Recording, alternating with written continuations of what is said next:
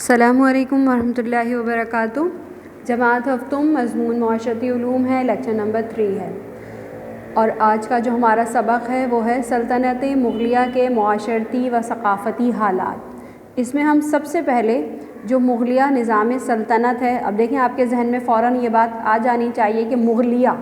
مغل سے ہی جو ہے وہ یہ لفظ لیا گیا ہے،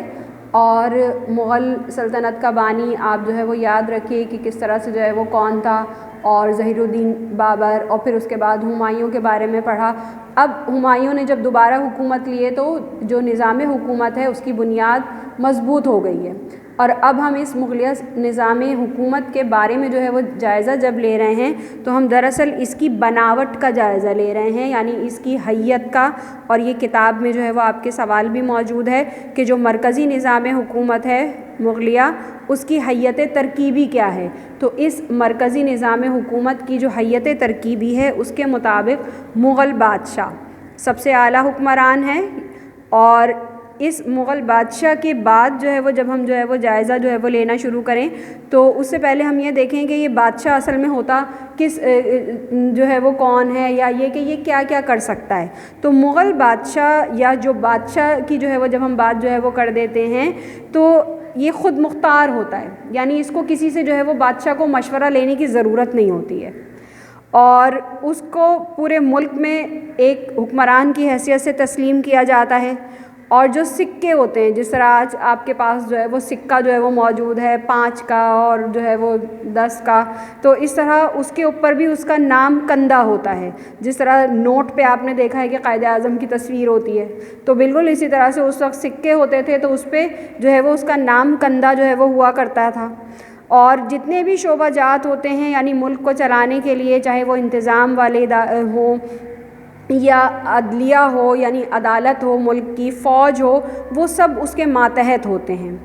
اب ہمایوں کے بعد، یعنی جب ہمایوں کا انتقال ہو گیا تو اکبر بادشاہ جو ہے وہ ہمارے سامنے جو ہے وہ ایک مغل بادشاہ کی حیثیت سے جو ہے وہ نمایاں ہوتے ہیں، جلال الدین اکبر۔ اب جلال الدین اکبر نے مملکت کا نظام چلانے کے لیے مرکز میں بہت سے محکمے قائم کیے تھے، یعنی انہوں نے کیا کیا کہ سارا انتظام اپنے پاس رکھا، لیکن الگ الگ کر کے ایک محکمہ بنا کر اور اس محکمے کا ایک سربراہ رکھا۔ تو ہم اس کے اکارڈنگ جو ہے وہ جب ہم دیکھتے ہیں تو اس محکمانہ تقسیم کے مطابق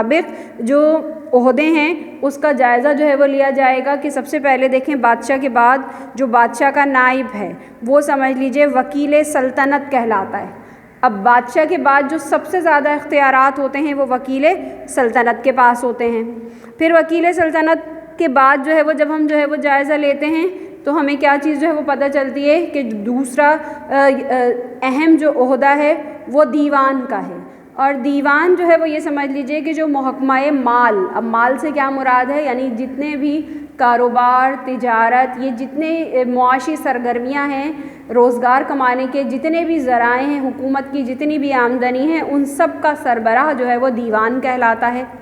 اور پھر اس کے بعد میر بخشی، یہ فوجی امور کا وزیر ہوتا ہے، سب سے بڑا جو ہے وہ، جس طرح آج ہم کہتے ہیں نا chief of the army staff, تو اس وقت جو ہے وہ میر بخشی جو ہے وہ فوجی امور کا جو ہے وہ وزیر۔ اب اس کا کام یہ کہ فوج میں بھرتی، تنظیم اور سارا ریکارڈ جو ہے وہ اس کے پاس ہوتا ہے۔ پھر اس کے بعد اگلا خانہ سامان۔ اب خانہ سامان یہ سمجھ لیجئے کہ یہ وہ وزیر ہے کہ جس کے ذمے ملک میں جتنی بھی پیداوار ہو رہی ہے، صنعتوں میں جتنی چیزیں آ رہی ہیں، شاہی جو اخراجات ہیں وہ کتنے ہیں، کتنا خرچ ہو رہا ہے، گودام، باغات، کارخانے، وہ سارا انتظام جو ہے وہ خانہ سامان کے جو ہے وہ سپرد ہے۔ پھر اس کے بعد صدر الصدور، مذہبی امور۔ اب مذہبی امور جو ہے وہ کہ محکمہ خیرات کس طرح سے کام کرے گا، تو یہ والا جو عہدہ ہے اس پہ جو اہم چیز ہے وہ یہ کہ علماء کو جو ہے وہ متعین جو ہے وہ کیا جاتا تھا۔ اور پھر اس کے بعد اگلا جو عہدہ ہے وہ قاضی القضا کا ہے۔ اب یہ جو جتنے بھی قاضی ہیں، یعنی حکومت جو بھی کے لیے جو عدالتی نظام حکومت نے قائم کیا ہے، اور عوام جو اپنا کوئی بھی مسئلہ یا جھگڑا لے کر جاتے ہیں قاضی کے پاس، وہ فیصلہ کرتا ہے، یعنی جج۔ تو یہ اب قاضی القضا جو ہم کہہ رہے ہیں تو اس کا جو ہے وہ کیا جو ہے وہ مطلب ہے کہ ہمارے ملک کا جو ہے وہ سب سے جو ہے وہ چیف جسٹس، تو یہ والا جو عہدہ ہے یہ تمام اس کی جو ہے وہ ذمے ہے۔ پھر اس کے بعد محتسب ہے. اب یہ انتظامیہ کے فرائض کے عوام کو جو ہے وہ کس طرح سے جو ہے وہ صورتحال میں جو ہے وہ یعنی عوام کی کیا صورتحال ہے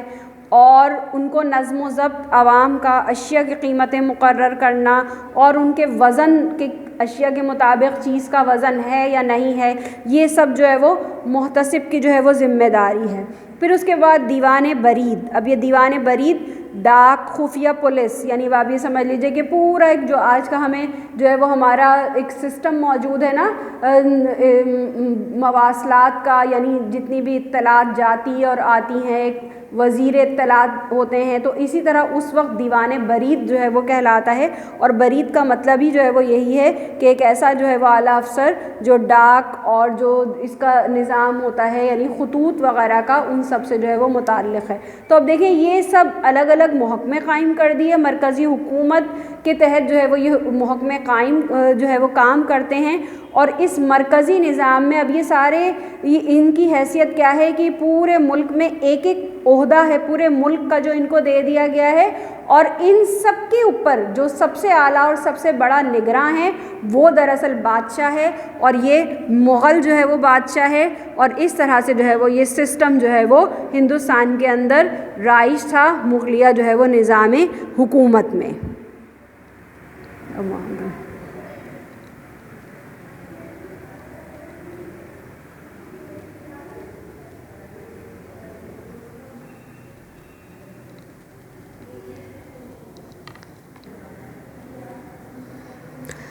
طالبات، اب جو ہے وہ مرکزی نظام حکومت کے بعد ہم صوبائی نظام حکومت، جس طرح آپ کو پتہ ہے کہ اگر ہم پاکستان کو بھی جو ہے وہ دیکھیں تو ہمیں کیا دکھائی دیتا ہے کہ ہمارے ملک کے اندر تقسیم ہے کہ ایک ہماری اسلام آباد کے اندر مرکزی حکومت موجود ہے جہاں پہ بنائے جانے والا قانون وہ پورے ملک میں رائج کیا جاتا ہے، اور پھر اس کے بعد جو ہمارے ملک کے چاروں صوبے ہیں وہ اپنے اپنے طور پہ مختلف طرح سے جو ہے وہ قانون سازی اور امور کو جو ہے وہ سر انجام دیتے ہیں. تو اسی طرح اس وقت بھی صوبے قائم تھے اور صوبوں کے اندر صوبائی نظام حکومت موجود تھا، اور اس صوبائی نظام حکومت کے اندر جو صوبے کا سربراہ تھا وہ گورنر یا صوبے دار جو ہے وہ کہلاتا ہے. اب اس کے ذمے اپنے صوبے کے انتظام کو جو ہے وہ سنبھالنا، اس کا جو تقرر ہے یعنی اس کو جو مقرر کیا جاتا ہے وہ بادشاہ کی طرف سے کیا جاتا ہے کہ بادشاہ جو ہے وہ خود گورنر کا یا صوبے دار کا جو ہے وہ تقرر جو ہے وہ کرتا تھا. اور یہاں جب ہم اکبر کے زمانے کی جو ہے وہ بات کر رہے ہیں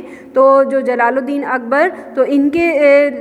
زمانے میں ہمیں کیا جو ہے وہ دکھائی دیتا ہے کہ مغلیہ سلطنت 15 صوبوں میں جو ہے وہ تقسیم تھی، یعنی 15 صوبوں کا جو ہے وہ انتظام ہے، اور یہی بڑھتے بڑھتے جو اورنگزیب بادشاہ ہیں وہاں تک پہنچتے ہوئے 21 ہو گئی تھی، یعنی 21 صوبے جو ہے وہ موجود تھے.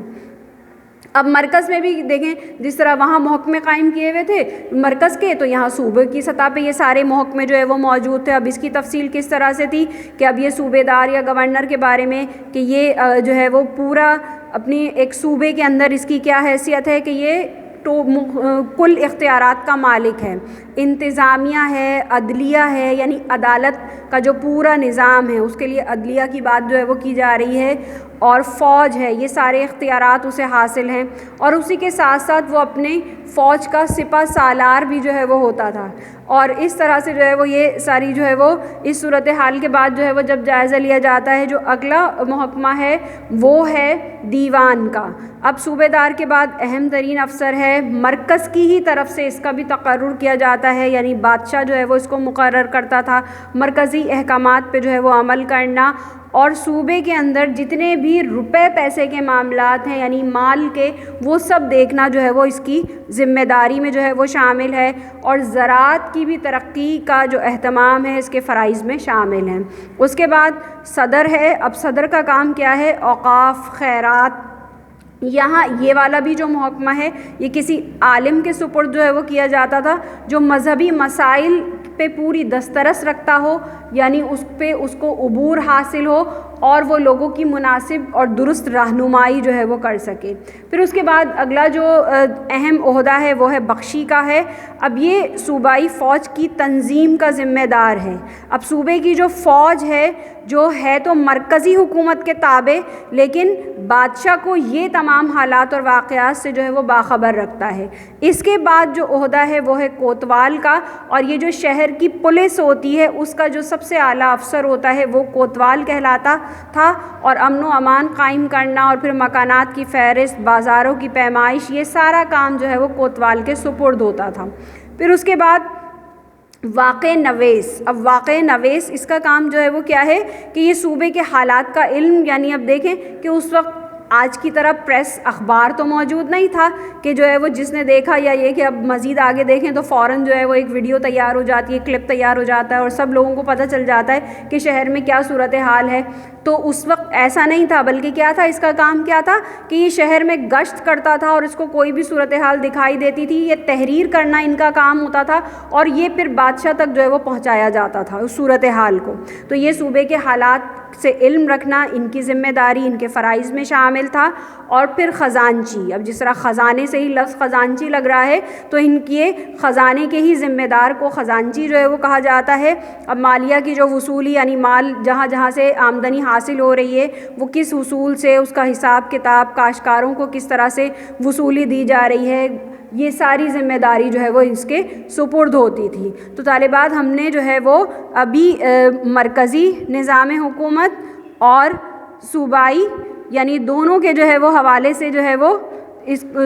جائزہ جو ہے وہ آپ کے سامنے جو ہے وہ پیش کیا کہ کس طرح سے ملک کی مرکزی حکومت کام کرتی ہے اور کس طرح سے جو ہے وہ صوبائی حکومت جو ہے وہ کام کرتی ہے۔ اچھا، اب آپ نے یہ دیکھ لیا کہ یہ کس طرح ترتیب کے اعتبار سے اس کو مینشن کیا گیا ہے۔ تو جب آپ کو پی ڈی ایف بھیجی جائے گی تو پی ڈی ایف میں یہ سوالات کی صورت میں موجود ہے۔